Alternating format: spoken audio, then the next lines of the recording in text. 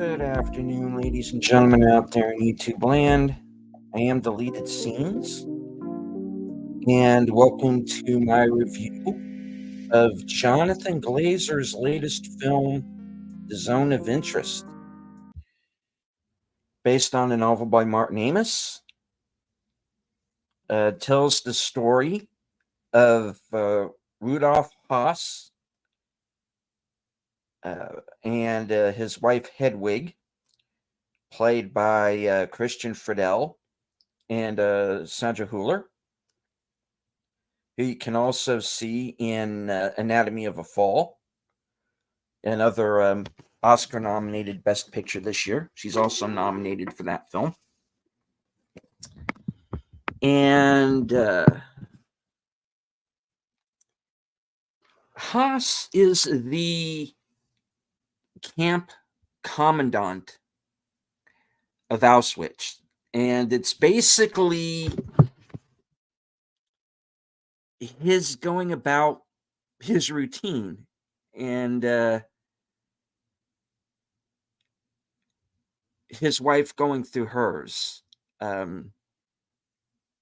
want to say hello to the chat. I Stockerazzi, Lady V Elements, Faithful Blue Wrench, and the Bird Woman of YouTube, Connie Clary.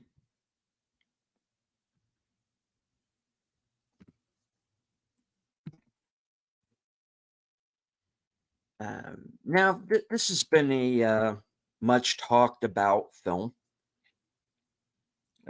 It was expected to be a major Oscar nominee, and it is.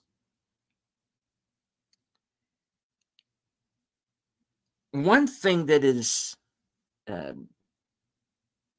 I thought had been left out is this movie is in many ways a horror film.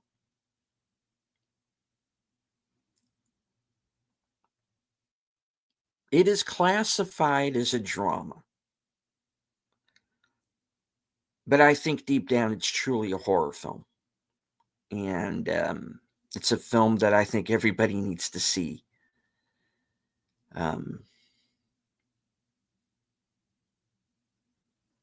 There is a lot that is implied in this. You see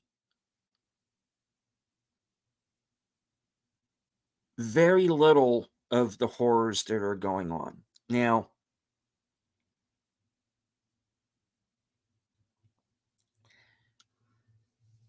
the way that it's set up is that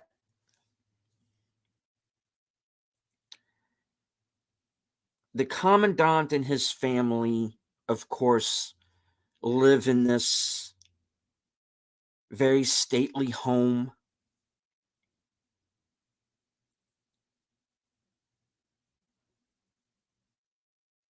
There are walls so they don't see inside the camp. And of course, they do that by design because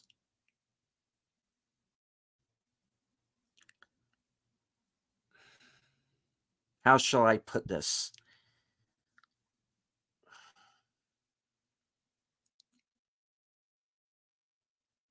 They don't want to be affected by what's going on behind the walls of the camp. Now, like I said, we don't see a whole lot.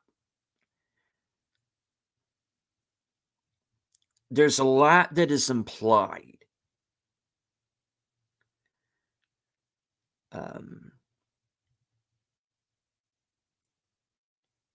We know people are being killed inside the camp in various ways. The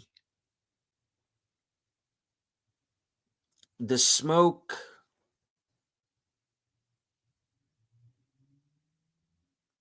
which we, of course, and I'll put it this way, are coming from the ovens. The smoke is constant. throughout the film. Um, you know, people are being shot. You know, people are being tortured. You know, people are attempting to escape. And hello, Troy. The best scary movies don't show a lot. Yeah, this one definitely does not show a lot. It doesn't show a lot, but it's telling you everything. You're aware the whole time of what is happening. You just don't see it. Um,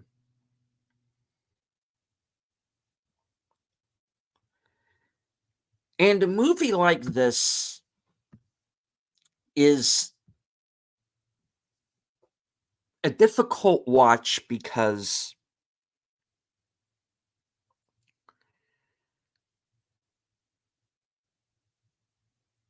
with the exception of a couple of scenes, you don't see anything from the Jewish side.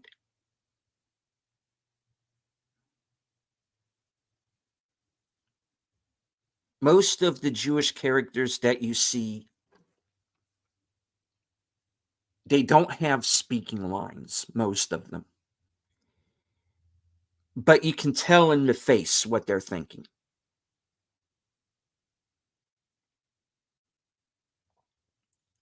Now,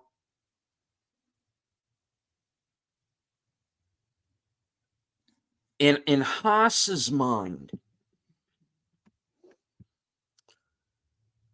you know, he's a convert. He's a member of the Yahtzee party.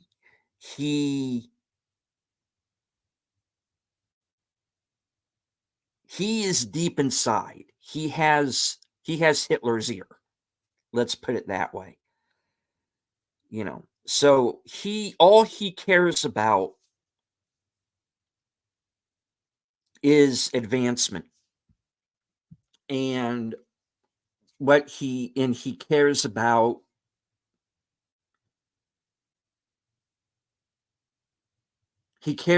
getting invited to all the parties, so to speak.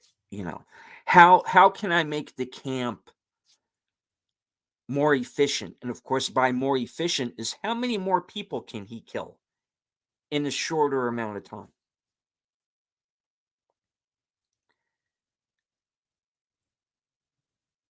He's a monster. And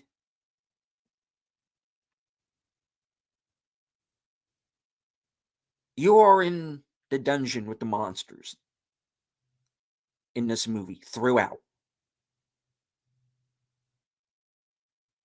And that's what makes a movie like this a hard watch. It is the fact that you're seeing everything that's going on essentially from the Yahtzee point of view.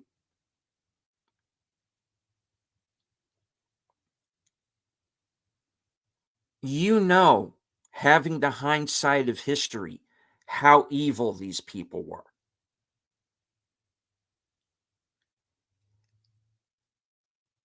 And yet you are basically placed in their shoes.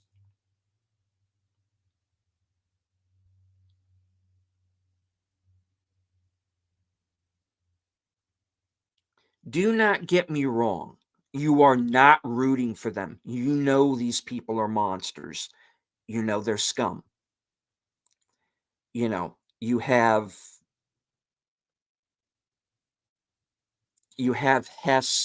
Haas, I'm sorry, I keep wanting to say Haas, who is a real guy. Now, how accurate the movie's depiction of him is to real life, I don't know. If he was a tenth as evil as he's depicted in this film, that's bad enough. Um,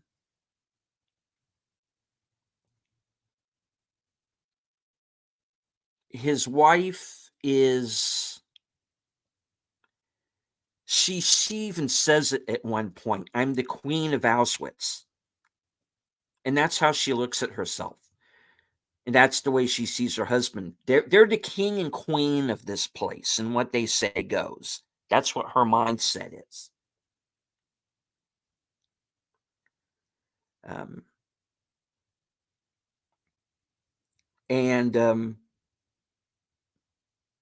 the way that she speaks to the Jews that they keep as servants tells you kind of really everything you need to know about her. She's just as evil as the husband. They have 5 kids, if I remember correct, 5 kids. And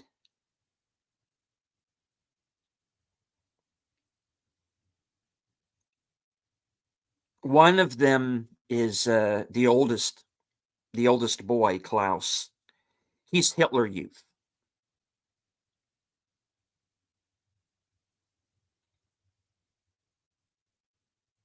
And you see throughout as the movie progresses,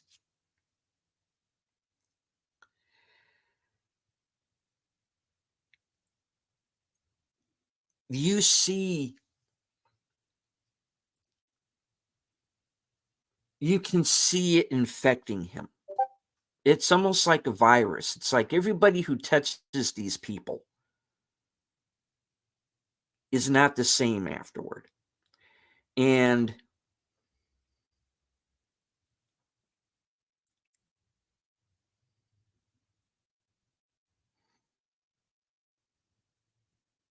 you can tell by at the end of the movie where they leave off with the son.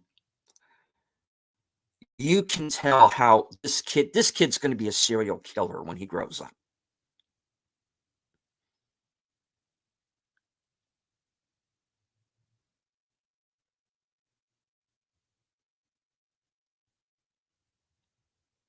That's how bad it is.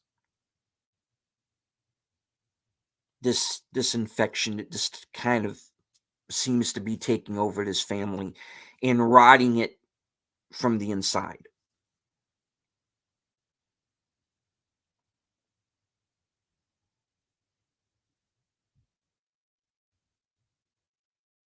And eventually it does catch up with them.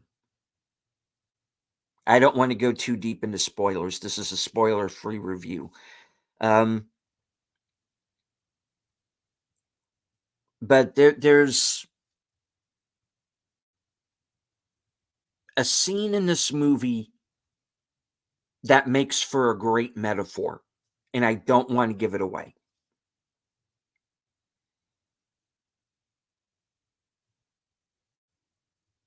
There's a visual in this movie that is fantastic.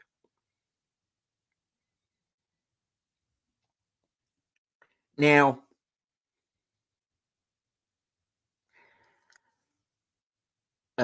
you have the character of Hedwig's mother who comes to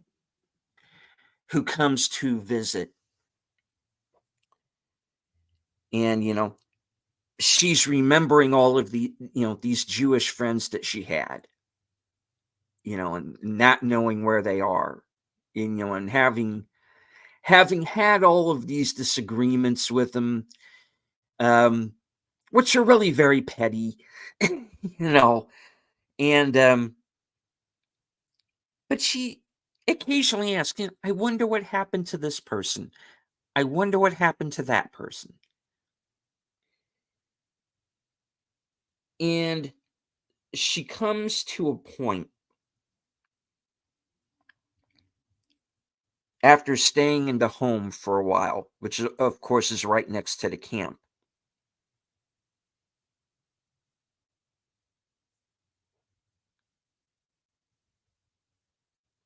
And she realizes herself what's going on within the walls, and it hits her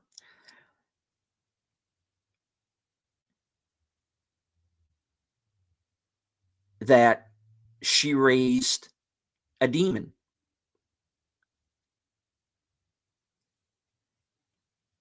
who married a demon and now has these little monster children.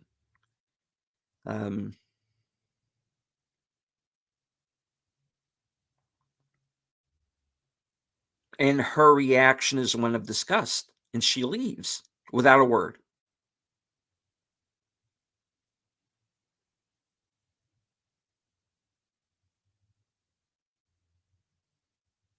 Well, I mean, she leaves behind a note, but we don't see what's on it. But we can tell from what Hedwig's reaction is.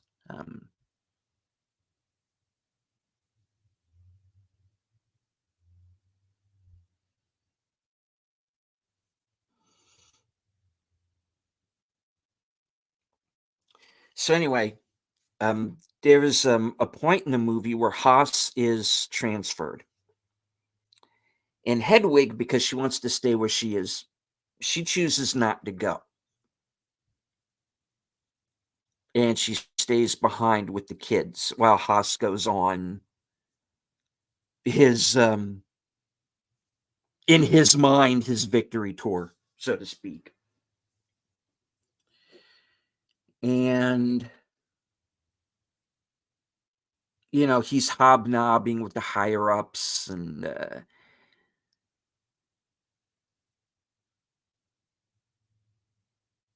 he goes to this party. It's in a mansion, a lot of people.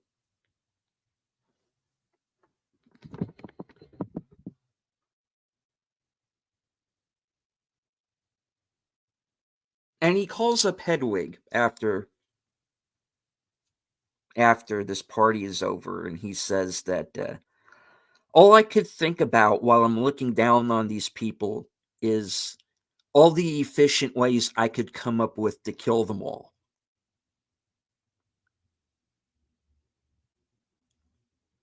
And that's how far gone this guy is.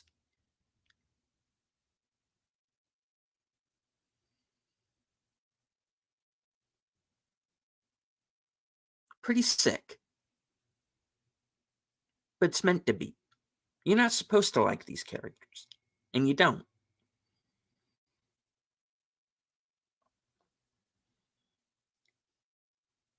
It's probably the best movie I've ever seen about the most unlikable son of a bitch I've ever seen on screen.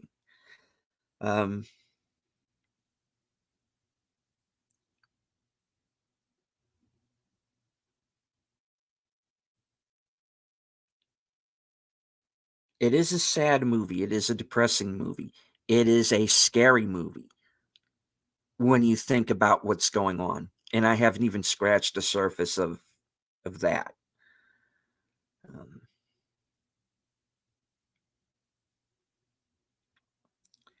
When people, especially these Gen Zers, they go throwing the word Yahtzee around, I think they need to see this movie and understand what the real thing was. And I think some of the people involved with this movie maybe need to take a closer look at their own movie, because there have been a couple of statements made by one of the producers. I'm not going to go into that here. Please look it up.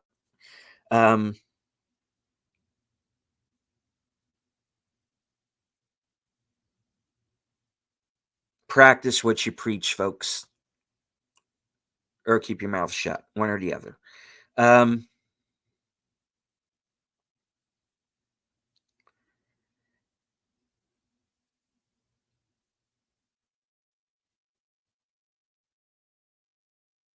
It's an interesting movie, folks. It's very hard to take. It's disturbing, but it's meant to be, because it's about a disturbing subject.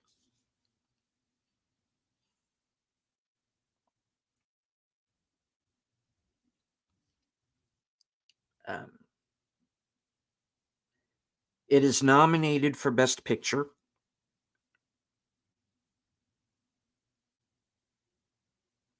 Best Foreign Language Film, or Best International Feature, as they now call it, Best Director, I think Screenplay.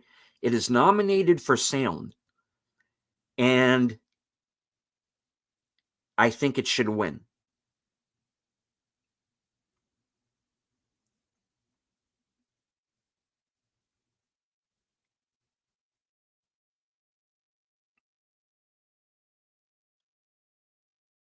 It's very well acted. It's well shot.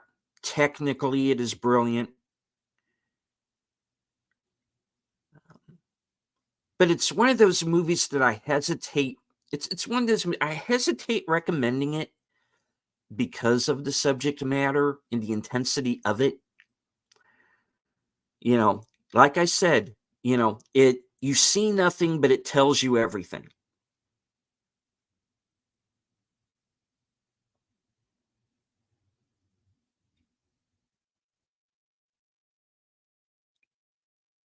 I am highly recommending this movie. Check it out.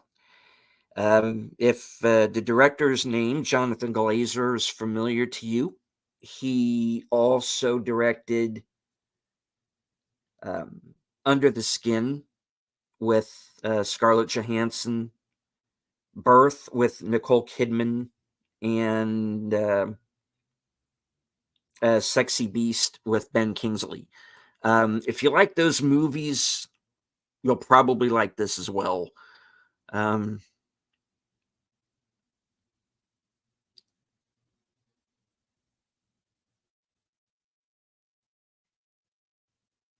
recommending it. See the Zone of Interest. I believe it is available on Amazon.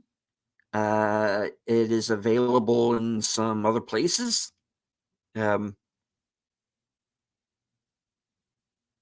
Which we don't condone. Watch it with the best sound system that you can find. Because, as I said, the sound design on this movie, which has been much talked about in reviews, they're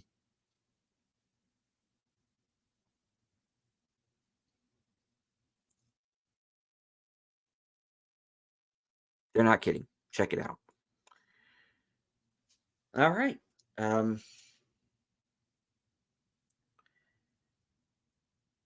Want to remind everyone, of course, if all goes well tomorrow, if I am on my feet, or at least able to sit up, I am going to be joining Jedi Bill for Action Theater. We're going to be watching Under Siege with Steven Seagal and Tommy Lee Jones from 1992.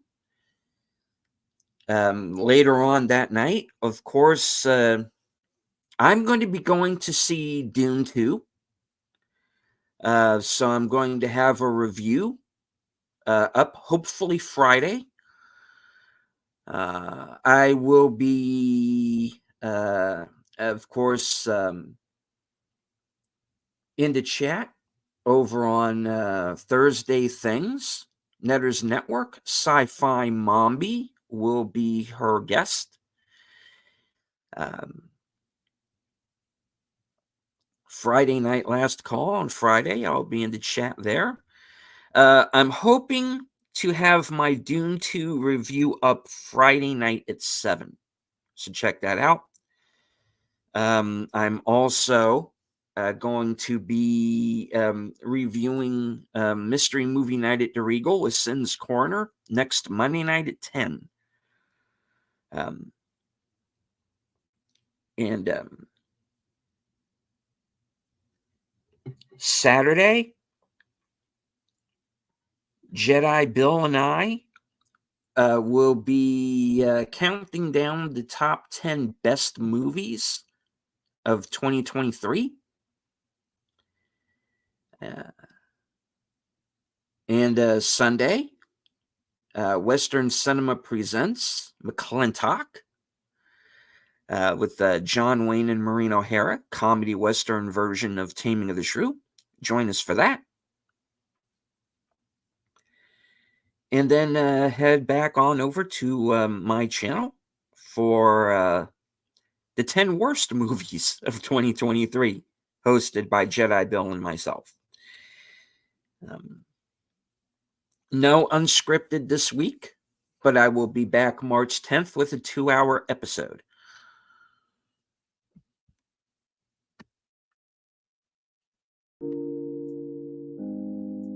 This has been my review of The Zone of Interest.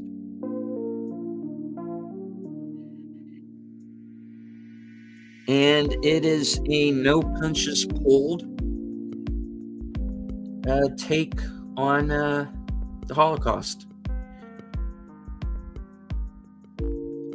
It's an intense movie. It's not going to be for everybody.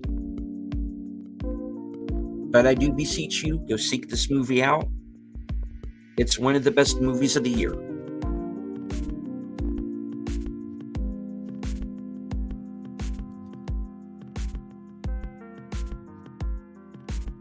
From HQ. Good night. Take care, stay strong, because this is how we win.